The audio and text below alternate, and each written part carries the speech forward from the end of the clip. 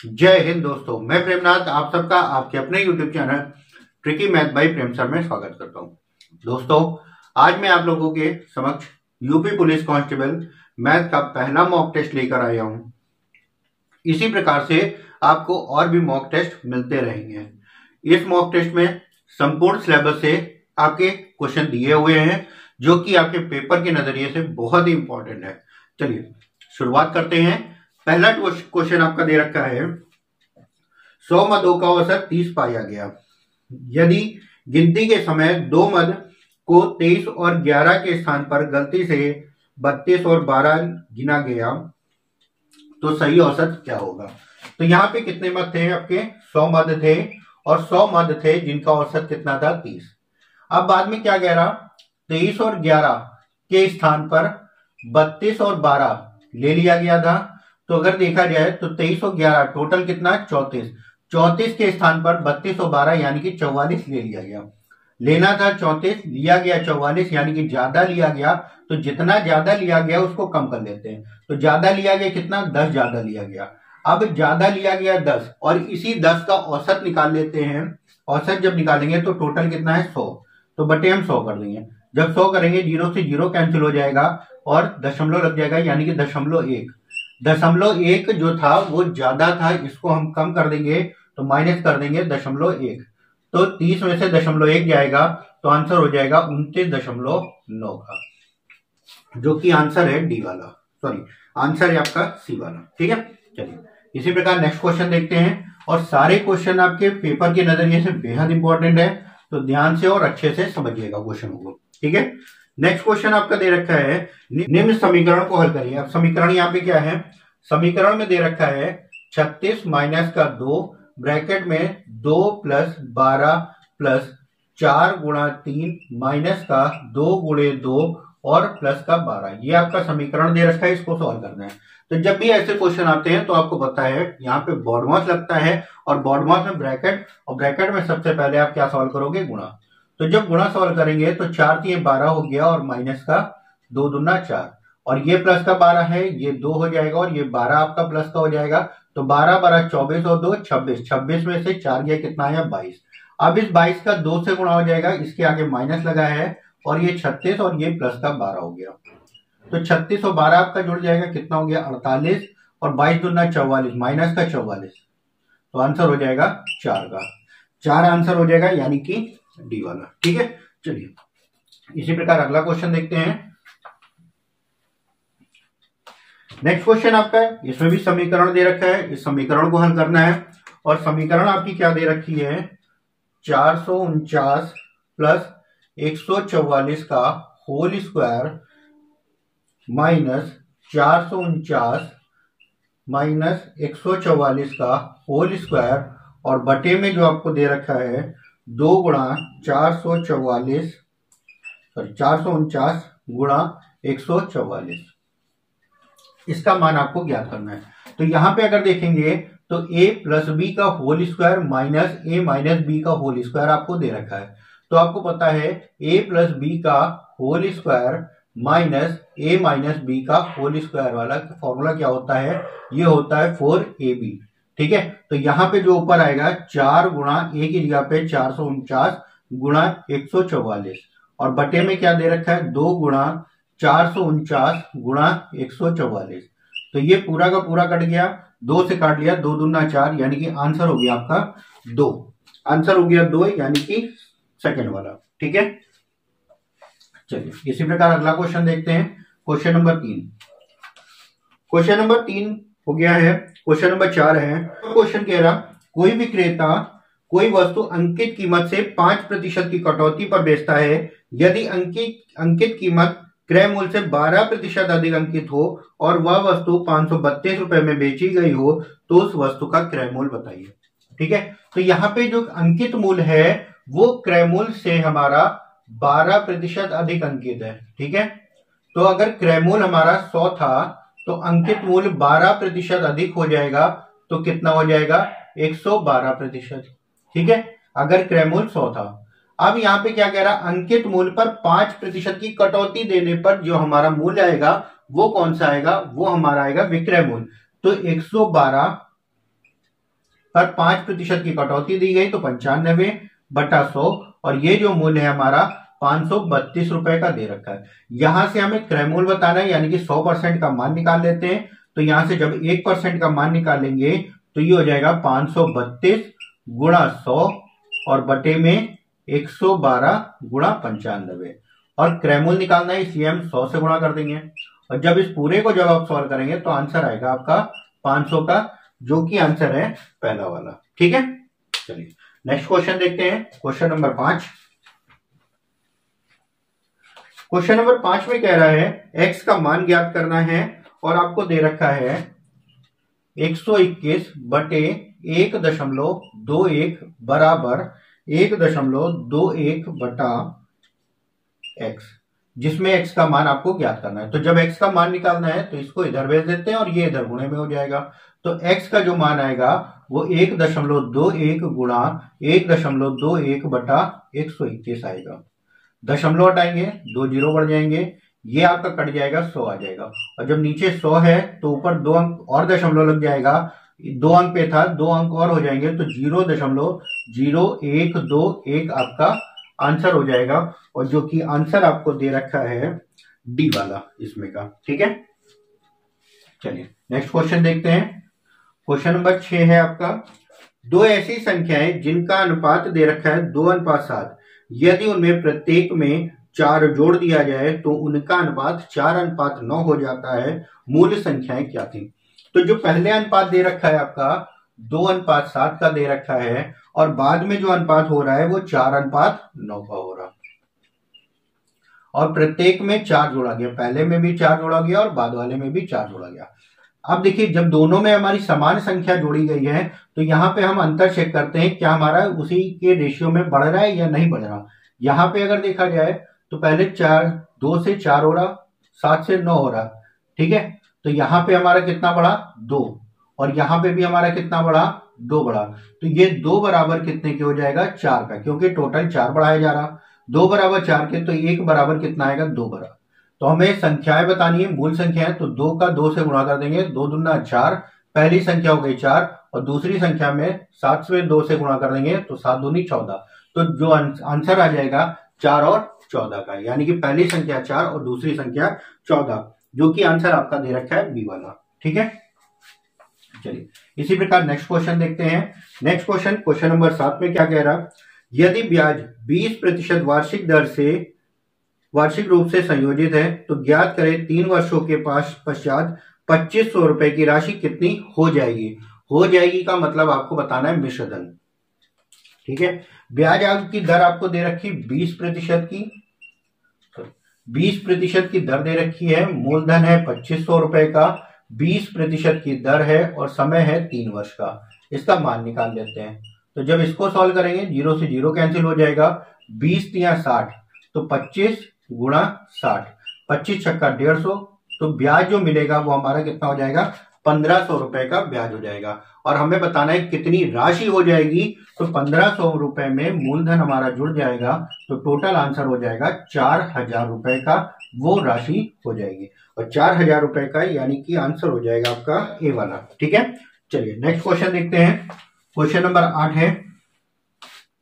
Question number 8 में कह रहा, यदि 10% और 11% के लाभ पर एक बैग के विक्रय मूल्य का अंतर है 11 रुपए, तो बैग की लागत मूल्य आपको बतानी है।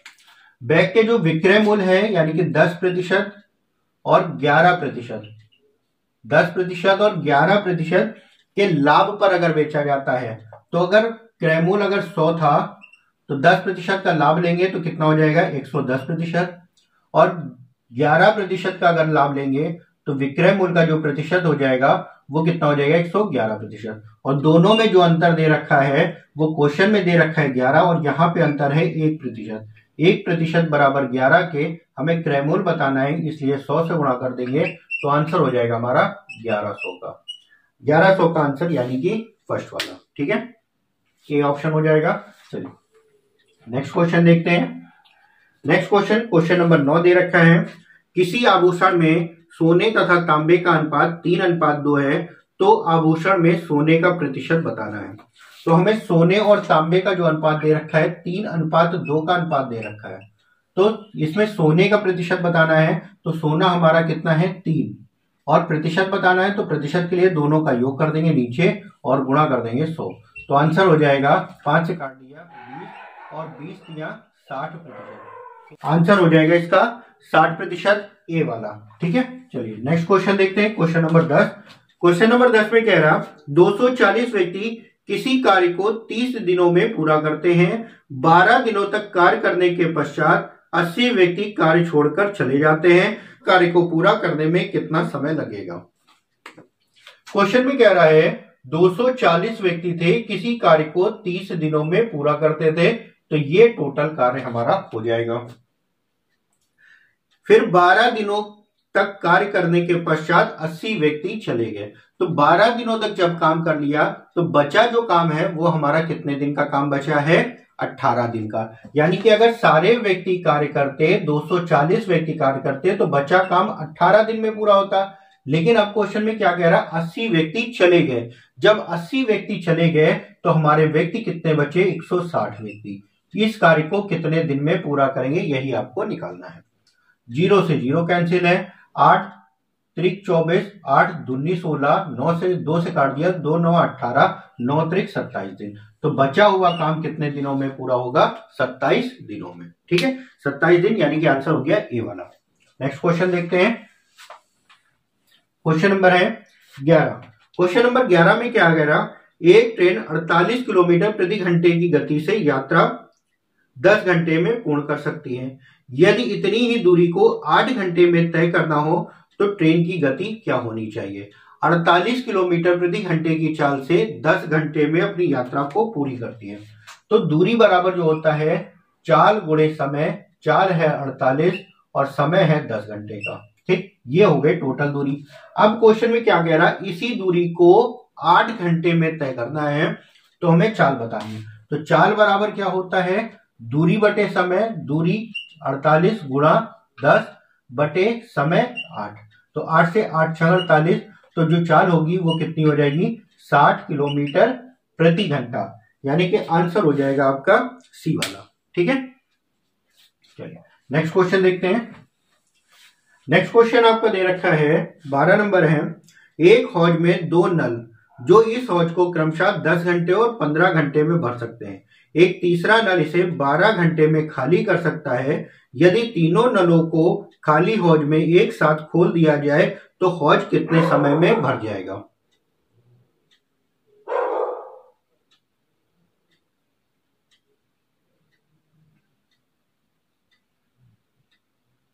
दो नल जो भरने वाले हैं वो 10 घंटे और 15 घंटे में भर सकते हैं, ये दोनों भरने वाले हैं। और तीसरा नल जो है वो इसे 12 घंटे में खाली कर सकता है। सबसे पहले क्वेश्चन को सॉल्व करने से पहले इनका एलसीएम कितना हो जाएगा? 60।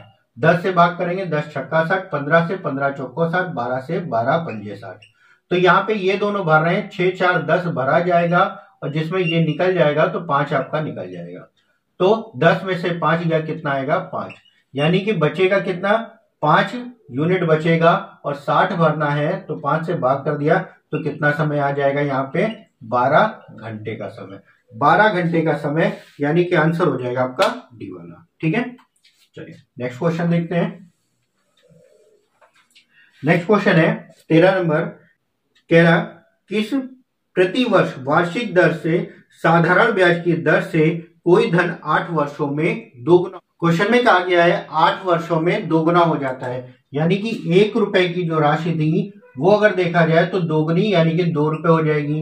तो जब 1 रुपए की राशि 2 रुपए हो जाएगी तो ब्याज जो हमको मिलेगा वो कितने का मिलेगा? 1 रुपए का। तो 1 रुपए का जो ब्याज है, ब्याज बराबर मूलधन गुणे दर हमको बतानी है। और समय यहाँ पे आपको दे रखा है 8 वर्ष का और बटे में क्या आ जाएगा? 100। तो जब आर का मान निकालेंगे तो 100 बटा 8 हो जाएगा, जिसको आप लिख सकते हैं 25 बटा 2, यानी कि आंसर हो जाएगा 12.5% का। यानी कि आंसर हो गया आपका बी वाला। ठीक है, चलिए नेक्स्ट क्वेश्चन देखते हैं। नेक्स्ट क्वेश्चन आपका दे रखा है 14 नंबर क्वेश्चन है। 12% की छूट के बाद एक खिलौने का जो मूल्य है वो 132 रुपए में बेचा गया। खिलौने का अंकित मूल्य बताइए। तो 132 रुपए में बेचा गया है और 12% की जब छूट दी जाएगी तो बेचा कितने पे जाएगा, 88% पे, और गुणा हम कर देते हैं 100, क्रयमूल्य हमारा आ जाएगा और यही हमको निकालना है। तो काट लेते हैं 11 से, 11 8 88, 11 1 कम 11, 11 दूना 22, 4 दूनी 8, 4 3 12, 2 से काट दिया इसको तो ये हो जाएगा आपका 50 और 5 6 15, यानी कि 150 रुपए उसका अंकित मूल्य था और 150 रुपए यानी कि आंसर हो गया आपका सी वाला। ठीक है, चलिए नेक्स्ट क्वेश्चन देखते हैं। नेक्स्ट क्वेश्चन आपका 15 नंबर क्वेश्चन है। क्वेश्चन में कह रहा एक नाव धारा के प्रतिकूल 30 मिनट में 5 किलोमीटर की यात्रा कर सकती है। यदि धारा की चाल 1.5 किलोमीटर प्रति घंटा हो तो नाव द्वारा तय की गई कुल दूरी क्या होगी यदि नाव धारा के अनुकूल 4 घंटे तक चलती है। अब यहाँ पे देखिए प्रतिकूल, प्रतिकूल का मतलब धारा के विपरीत 30 मिनट में 5 किलोमीटर जाती है, 30 मिनट में 5 किलोमीटर जाती है और यहाँ पे आपको धारा की चाल दे रखी है। तो जब हम नाव की चाल निकालेंगे तो नाव की चाल माइनस धारा की चाल जो कि 1.5 दे रखा है और बराबर में क्या कह रहा 5 घंटे 5 किलोमीटर 30 मिनट में जाती है। 30 मिनट का मतलब 1/2 घंटे जो कि 2 ऊपर जाएगा तो 5 गुणा 2 यानी कि कितना आ जाएगा 10। तो जब हम नाव की चाल निकालेंगे तो ये इधर प्लस में माइनस में उधर जाएगा प्लस में हो जाएगा, यानी कि जो नाव की चाल होगी 11.5 किलोमीटर प्रति घंटे की हो गई। अब क्या कह रहा क्वेश्चन में कि नाव द्वारा तय की गई कुल दूरी क्या होगी यदि नाव धारा के अनुकूल 4 घंटे तक चलती है।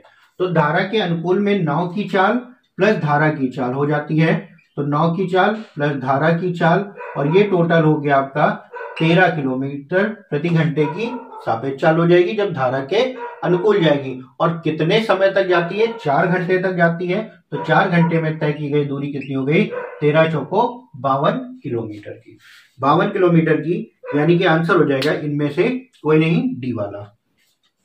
ठीक है,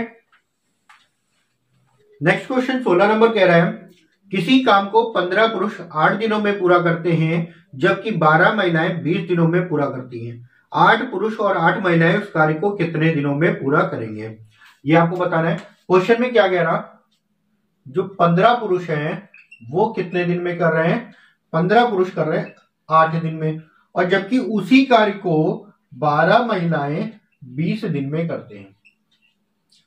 सबसे पहला काम हमारा क्या होता है, कैलकुलेशन करके काट के जितना भी कट रहा है काट लेते हैं। 4 दूना 8, 4 3 12, 3 से 3 5 15, 5 से 5 चौक 20 और 2 1 कम 2, 2 दूना 4, यानी कि 1 पुरुष बराबर कितना हो गया 2 महिला। तो यहाँ पे हम क्या करते हैं, पुरुष बटे महिला कर लेते हैं, पुरुष बटे महिला यानी कि 2/1, और ये हमारा क्या आता है, कार्य की क्षमता आ जाती है, इफिशिएंसी। ठीक है, काम करने की जो क्षमता है। अब क्वेश्चन में जो पूछा गया उसमें मान रख देते हैं इन्हीं दोनों का, और किसी एक में यहाँ पे मान रख देते हैं। तो जब यहाँ पे मान रखेंगे तो अगर हम इसमें रखते हैं तो 15 पुरुष 8 दिन में करते थे, तो पुरुष की जगह पे कितना हो जाएगा 2, तो 15 गुणा 2 और गुणे 8, ये टोटल हमारा वर्क हो गया, यानी कि इतना काम करना था। अब क्वेश्चन में जो आपसे कह रहा है 8 पुरुष और 8 महिलाएं कितने दिन में करेंगी, तो पुरुष की जगह पे 2 रख देंगे, तो 8 गुणा 2 प्लस का 8 गुणा 1, महिला की जगह पे 1 रख देंगे, तो 8 दूनी 16, 16 और 8 24, 24 लोग कितने दिन में करेंगे। तो 8 से 8 त्रिक 24, 3 से काट दिया, तीनों बचे 15, 5 दूनी 10 दिन, कितना समय लगेगा 10 दिन का। ठीक है, 10 दिन, यानी कि आंसर हो गया आपका सी वाला। चलिए नेक्स्ट क्वेश्चन देखते हैं, क्वेश्चन नंबर 17 है आपका। क्वेश्चन नंबर 17 में कह रहा 2 बेलनों की ऊंचाई का अनुपात आपको 1:2 दे रखा है, त्रिज्याओं का अनुपात 2:1 दे रखा है, आयतनों का अनुपात आपको बताना है। तो यहाँ पे बेलन है, बेलन का जो आयतन होता है पाई r² इंटू h, तो यही आयतन होता है और इसी में मान रख देते हैं, सॉल्व कर लेते हैं। तो पहले में जो आपका दे रखा है वो ऊंचाई का जो अनुपात है वो आपका दे रखा है 1:2 का, तो पाई r, पहले में r का मान है 2, तो 2 का स्क्वायर गुणे ऊंचाई कितनी आपको दे रखी 1। दूसरे में जो दे रखा है पाई r², r का मान है 1, 1 का स्क्वायर और गुणे ऊंचाई दे रखा है 2 और इसमें दोनों का अनुपात निकालना है। तो पाई से पाई कैंसिल हो गया, ये हो गया 2 दूना 4 एकम 4 अनुपात 1 का स्क्वायर 1 होगा और 2, तो अनुपात हो जाएगा 2:1 का और ये आपके आयतन का अनुपात हो जाएगा। आंसर हो जाएगा बी वाला। ठीक है, चलिए नेक्स्ट क्वेश्चन देखते हैं। नेक्स्ट क्वेश्चन आपका दे रखा है, सरल करने के लिए है और इसको सरल क्या करना है, क्वेश्चन में आपका दे रखा है 1221 प्लस अंडर रूट के अंदर 7 प्लस अंडर रूट के अंदर 66 प्लस अंडर रूट के अंदर 225। तो ऐसे क्वेश्चनों को बिना टाइम लगाए हम हल कर सकते हैं। कैसे, लास्ट वाले से सॉल्व करना शुरू करते हैं। ये होता है 25, 15 का रूट के अंदर 225 दे रखा है, ये है 15, प्लस का निशान लगा था तो 15 इसमें जुड़ जाएगा। 6 5 11, 6 और 1 7 और 1 8। अब यहाँ पे आया 81, 81 किसका वर्ग है, 9 का, तो यहाँ पे 9 हमारा प्लस का निशान लगा था, प्लस हो गया। 9 7 16, 16 किसका होता है, 4 का, तो यहाँ पे 4 हमारा जुड़ जाएगा, तो यहाँ पे आ जाएगा 12 25 और ये 12 25 हमारा किसका वर्ग होता है, 35 का। तो आंसर यहाँ पे हो जाएगा हमारा 35, यानी कि आंसर सी वाला। ठीक है, चलिए नेक्स्ट क्वेश्चन देखते हैं। नेक्स्ट क्वेश्चन आपको 19 नंबर दे रखा है, एक व्यक्ति ने कुछ संतरे 1 रुपए में 3 की दर से और समान संख्या में 1 रुपए में 2 की दर से खरीदे। 20% लाभ प्राप्त करने के लिए प्रति दर्जन संतरे की कीमत क्या होगी और प्रॉफिट चाहिए हमें 20% का। ठीक है, अब यहाँ पे इस क्वेश्चन को समझिएगा। क्वेश्चन में कह रहा 1 रुपए में 3 की दर से खरीदता है तथा समान संख्या में 1 रुपए में 2 की दर से खरीदता है। तो जब भी ऐसे क्वेश्चन आते हैं तो हम वस्तुओं को बराबर करते हैं। वस्तुओं को बराबर करने के लिए हम क्या करते हैं, 2 का ऊपर गुणा कर देते हैं और 3 का नीचे गुणा कर देते हैं। तो जब 2 का ऊपर गुणा किया 3 दूना 6 हो गया और यहाँ पे भी 3 दूना 6। तो जब यहाँ पे गुणा किया तो यहाँ पे भी 2 से गुणा हो जाएगा, ये हो गया 2 एकम 2 और नीचे किया था 3 से, तो 3 एकम 3। अब दोनों हमारी खरीदी हुई वस्तुएं यानी कि 12 वस्तुएं जो खरीदी हैं वो कितने में खरीदी हैं, 3 और 1 3 2 5, 5 रुपए में उसने 12 संतरे खरीद लिए। अब उसके द्वारा क्वेश्चन में क्या कह रहा है कि प्रति दर्जन का मतलब 1 दर्जन कितने में बेचे, कब, जब उसको 20% का लाभ चाहिए। तो 1 दर्जन का मतलब 1 दर्जन उसने खरीदे हैं 5 रुपए में और बेचे कितने में, 20% का लाभ हो, तो 5 गुणा 120 बटा 100 कर लेते हैं। तो यहाँ पे जब इसको सॉल्व करेंगे तो 5 दूना 10, 2 से काटा 6, यानी कि 6 रुपए में कितने बेचेगा वो, 12 संतरे बेचेगा। तो आंसर हो जाएगा आपका 6 रुपए का, यानी कि डी वाला। ठीक है, चलिए नेक्स्ट क्वेश्चन देखते हैं। क्वेश्चन नंबर 20 है आपका। क्वेश्चन नंबर 20 में कह रहा दो संख्याओं का लासा और मासा क्रमशः 132 और 122 है। यदि दूसरी संख्या 66 है तो पहली संख्या क्या होगी। तो आपको पता है लासा गुणे मासा बराबर पहली संख्या गुणे दूसरी संख्या, एलसीएम इंटू एचसीएफ बराबर जो होता है पहली संख्या गुणे दूसरी संख्या होता है। अब एलसीएम जो आपको दे रखा है 132 दे रखा है और एचसीएफ जो दे रखा है वो 22 दे रखा है और इसमें एक संख्या यानी कि दूसरी संख्या आपको 66 दे रखी है और पहली संख्या आपको ज्ञात करनी है। तो 22 से काट दिया, 22 तिया 66, 3 से काट देंगे 3 चौक 12, 3 चौक 12, यानी कि जो पहली संख्या हो गई वो आंसर हो गया 44 का, बी वाला आंसर। ठीक है, चलिए इसी प्रकार नेक्स्ट क्वेश्चन देखते हैं। क्वेश्चन नंबर 21 है 10 वस्तुओं का क्रय मूल्य 7 वस्तुओं के विक्रय मूल्य के बराबर है, लाभ अथवा हानि प्रतिशत बताइए।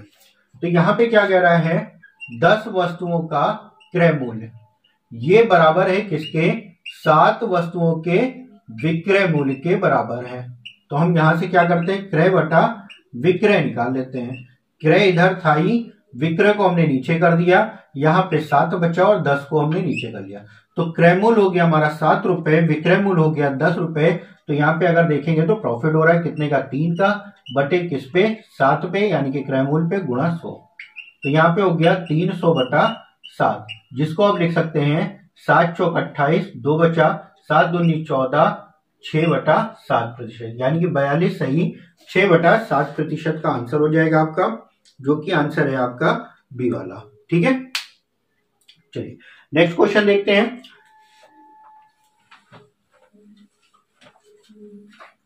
नेक्स्ट क्वेश्चन आपका दे रखा है, एक वर्ग का विकर्ण है 12 सेंटीमीटर लंबा है, इस वर्ग का क्षेत्रफल क्या होगा। तो विकर्ण की लंबाई आपको दे रखी है, यहाँ पे विकर्ण की लंबाई है 12 सेंटीमीटर और आपको क्षेत्रफल बताना है। तो जब वर्ग का क्षेत्र विकर्ण दे रखा हो और हमें क्षेत्रफल निकालना हो तो एक आसान से फॉर्मूला होता है, क्षेत्रफल बराबर 1/2 गुणे विकर्ण स्क्वायर। ठीक है, तो 1/2 विकर्ण आपको दे रखा है 12 गुणे 12 हो गया, तो 2 से काट दिया, 2 छंग 12 और 12 छंग 72 वर्ग मीटर आपका आंसर हो जाएगा। 72 वर्ग मीटर यानी कि आंसर हो गया आपका सी वाला। ठीक है, तो ये हो गया पहला मॉक टेस्ट आपका कंप्लीट, जिसमें मैथ के 22 क्वेश्चन है और आपको पता है आपकी जो पेपर होगा, पेपर में 18 से 22 या 25 क्वेश्चन तक आपके होंगे। तो किसी मॉक टेस्ट में हम 25 लेके आएंगे, किसी में 22 है, किसी में 20 होंगे, तो इस प्रकार से सारे मॉक टेस्ट आपको कराएंगे। तो ये पहला मॉक टेस्ट, उम्मीद करते हैं सारे क्वेश्चन अच्छे से समझे होंगे और जो भी क्वेश्चन समझ नहीं आया होगा उसको दोबारा आप देखिएगा और ऐसे ही प्रैक्टिस सेट आप भी सॉल्व करते रहिएगा और मैं आप लोगों के समक्ष ऐसे ही प्रैक्टिस सेट और भी लेता रहूंगा। अगर वीडियो पसंद आया हो तो मेरे वीडियो को लाइक और शेयर करें और साथ साथ चैनल को सब्सक्राइब भी करते जाएं।